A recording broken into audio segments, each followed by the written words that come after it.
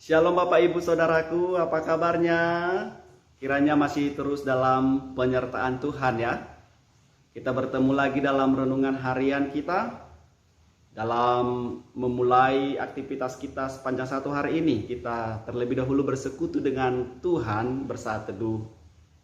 Kiranya kasih karunia Yesus Kristus, kasih setia Allah Bapa, serta persekutuan Roh Kudus yang menyertai Bapak Ibu dimanapun berada. Amin. Ayat firman Tuhan yang menyapa kita hari ini tertulis dalam Injil Yohanes pasal 1 ayat 29. Demikian bunyinya. Pada keesokan harinya, Yohanes melihat Yesus datang kepadanya dan ia berkata, "Lihatlah anak domba Allah yang menghapus dosa dunia." Bapak Ibu Saudaraku, seseorang tidak bisa dikatakan sebagai seorang Kristen yang baik apabila ia tidak memahami dan tidak mengerti dengan baik apa yang ia percayai.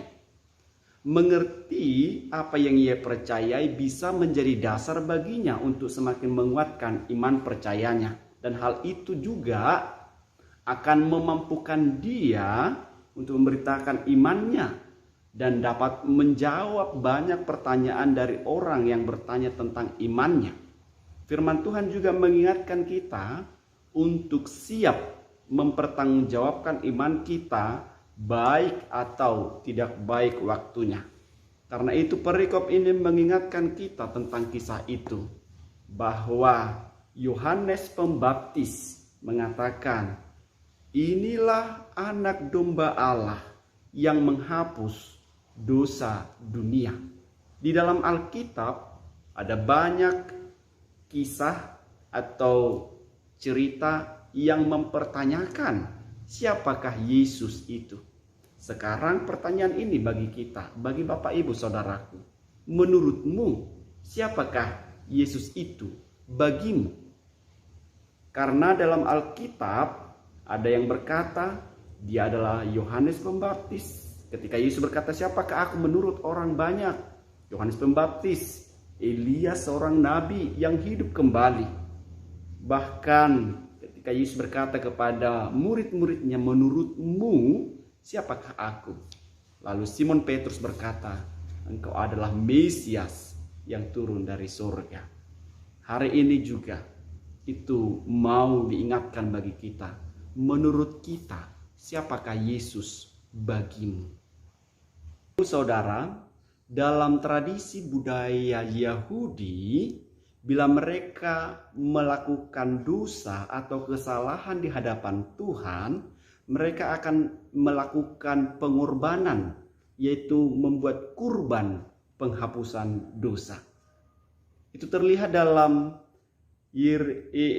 Keluaran pasal 29 ayat 38 sampai 42, bahwa ternyata setiap pagi dan setiap petang, seekor anak domba dikurbankan untuk penghapusan dosa-dosa bangsa itu. Bahkan Yesaya 53 ayat 7 menubuatkan bahwa Mesias, anak hamba Allah, akan dibawa ke pembantaian seperti seekor anak domba.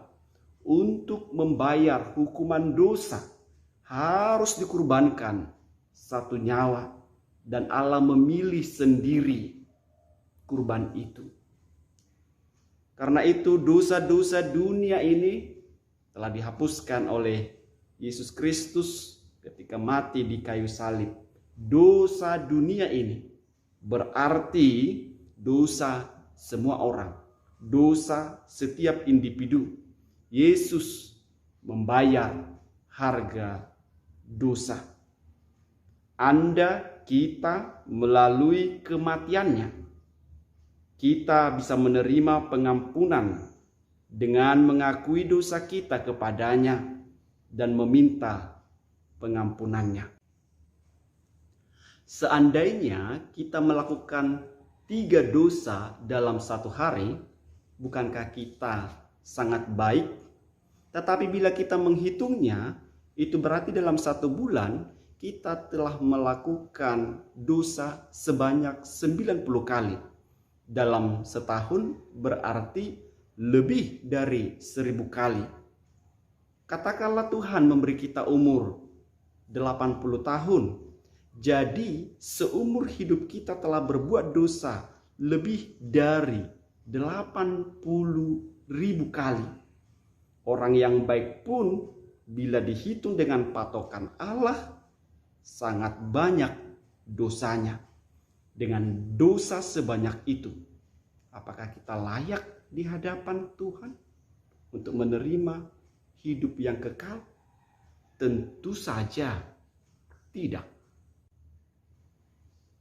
Sebagai hamba Tuhan, saya ingin kemukakan, jangan buka pikiran kita untuk hal-hal yang negatif.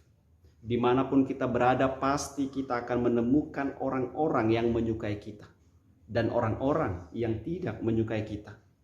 Yesus sendiri yang tidak melakukan kejahatan disebut kerasukan setan.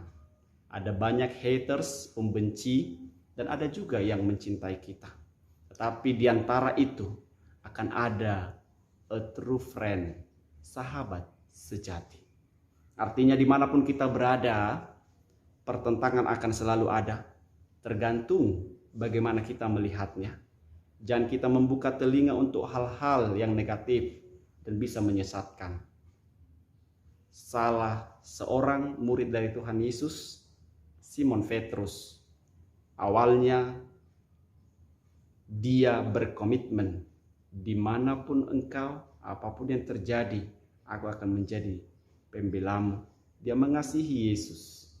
Tapi ketika dia lebih condong mendengarkan orang lain, Petrus pun mulai berubah.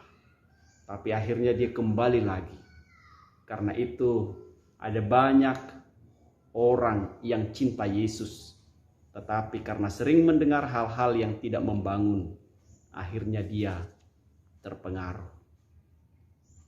Biasakan untuk membicarakan hal-hal yang baik. Jangan biarkan orang-orang di sekitar kita yang menjadi anti Yesus, yang meninggalkan Yesus hanya karena melihat sikap kita. Inilah cara iblis untuk merampas anak-anak Tuhan. Tanpa kita sadari, pertentangan seperti ini akan banyak melanda anak-anak Tuhan pada zaman ini. Karena itu, firman Tuhan hari ini, lihatlah Yesus yang mau hadir. Inilah anak domba Allah yang menghapus dosa manusia. Teruslah berpengharapan teguh kepada Tuhan dan teruslah setia di dalam imanmu, di dalam Yesus Kristus. Tuhan memberkati. Terima kasih Tuhan atas firman-Mu. Ingatkan kami selalu untuk terus berpengharapan, bersandar, mengandalkan Tuhan di dalam hidup kami. Engkau tahu Tuhan hati kami, Engkau tahu Tuhan pikiran kami, Engkau tahu kelemahan, keterbatasan, ketidakmampuan kami. Biarlah Engkau Tuhan yang menyempurnakan, dan Engkaulah Tuhan yang terus menuntun berkata-kata di hati pikiran kami. Hamba berdoa kepada umat-Mu, dimanapun mereka berada dalam aktivitasnya sehari-hari. Tuhan yang memberkati. Jauhkan dari mara bahaya orang-orang bermaksud jahat terhadap kami. Dalam nama Tuhan Yesus kami berdoa. Haleluya. Amin.